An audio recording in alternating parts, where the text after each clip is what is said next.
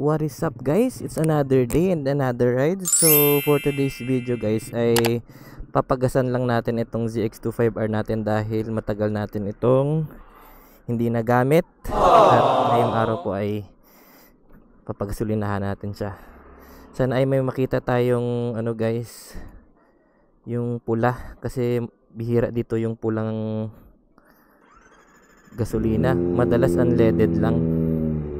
So guys, nagamit na natin to dahil bumaba muna tayo at nagpagupit dito. So kung makikita nyo guys, medyo mainit na siya at pwede na natin siyang i-rev at pwede na tayong umalis. So yun guys, without further ado, let's ride.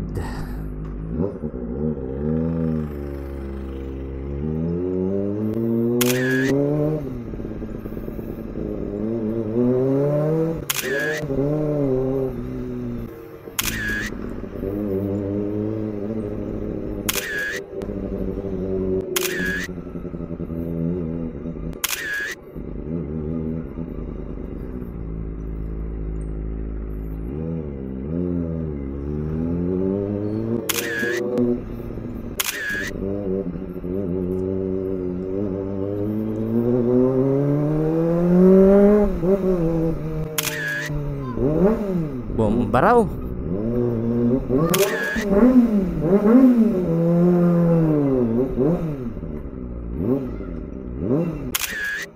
Grabe yung mga bata.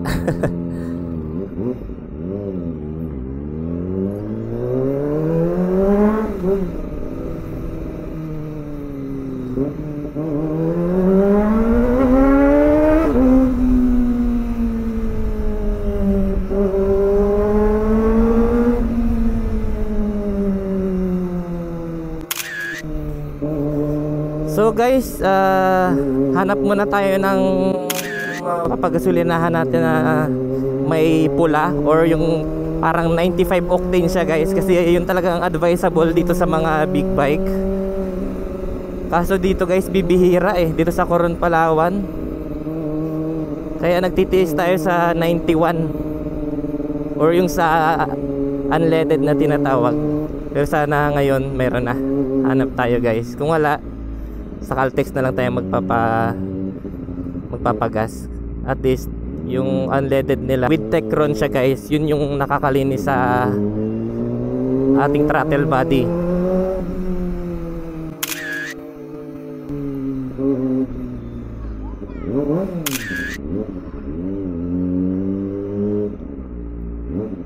Mga bata talaga, pag nakakita ng mga big bike, talagang bomba.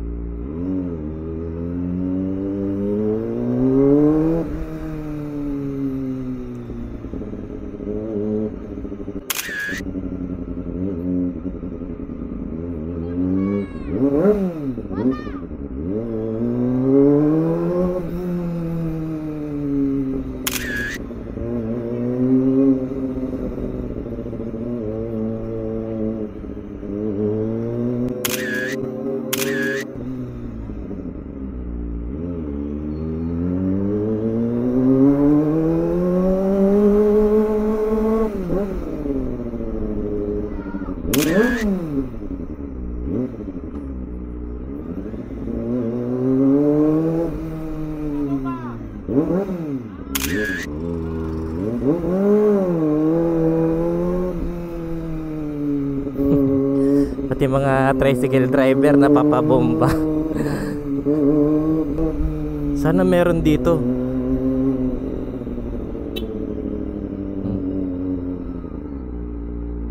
Wala. Yun lang guys, wala dito.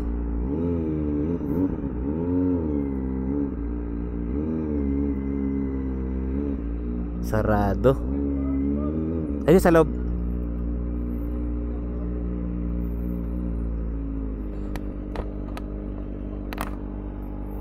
Kuya, may pula kayo? Ay, wala. Nang, So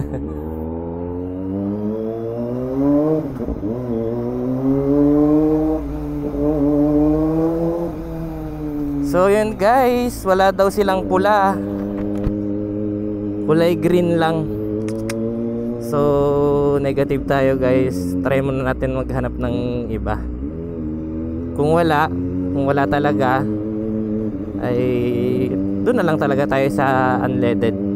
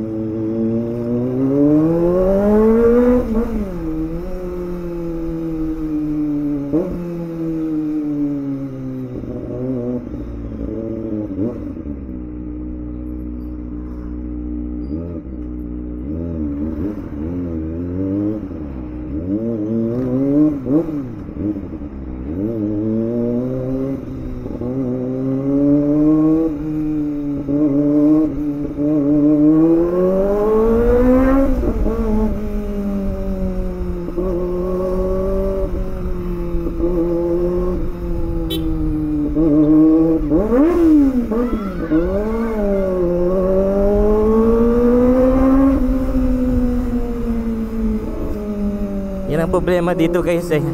Sa dami na nagpapabomba, talagang yung gasolina natin bobomba rin.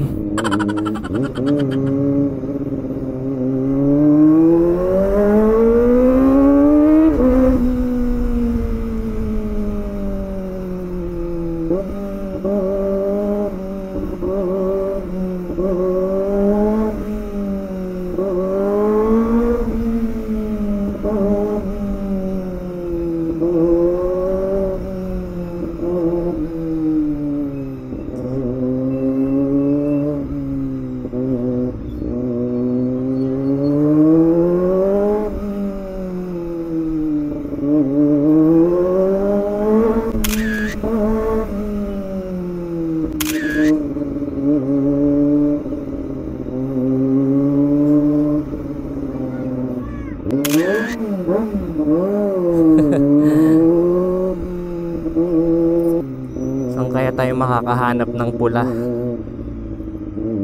Check natin sa Petron guys, dahil dati meron naman sila doon. Sana ngayon meron. Mahirap pala dito guys pag meron ka talagang mga high end na kagaya ng mga Ducati, yung mga 1000cc na kailangan talaga high octane. Tsatsaga ka talaga dito sa unleaded.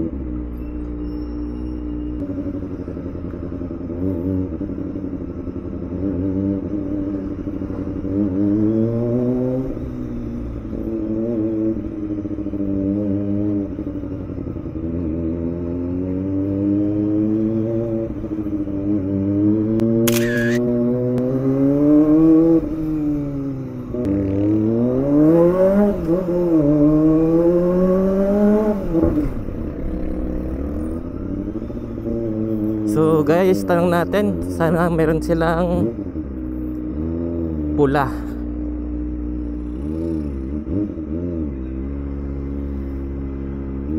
Aruy.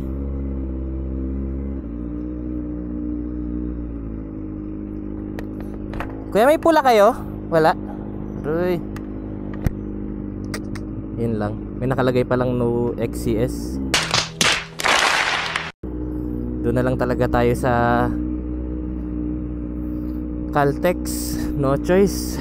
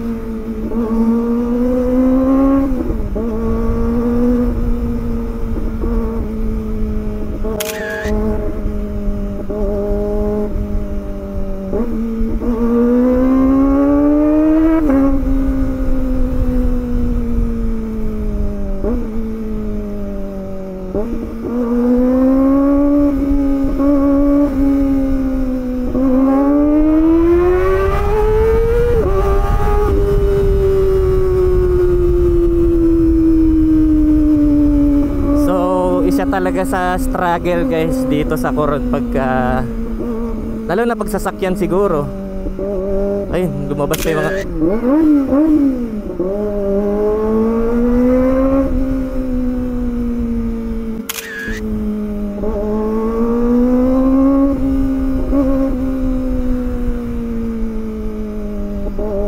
yun nga guys, kaya nang sabi ko struggle talaga, lalo na pag may sasakyan ka na mga sports car.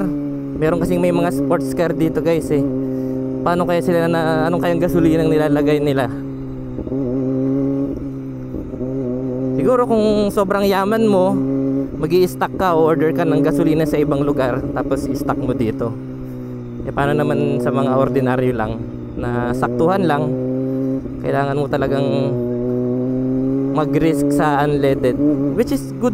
Okay lang din naman siguro, kaso nga lang may disadvantage yung paggamit ng ganun, lalo na sa mga big bike.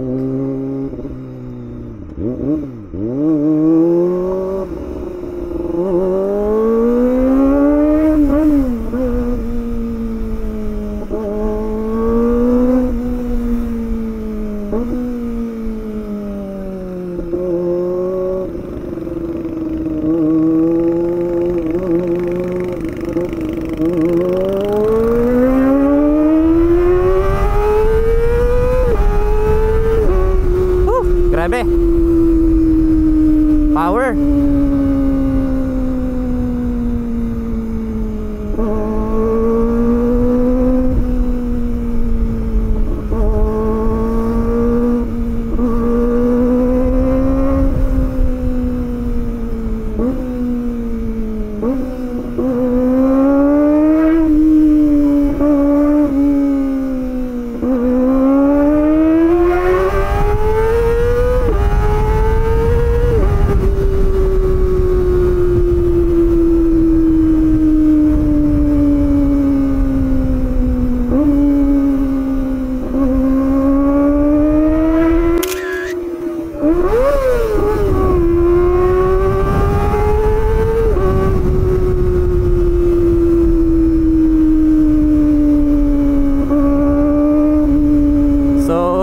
Malapit na tayo guys.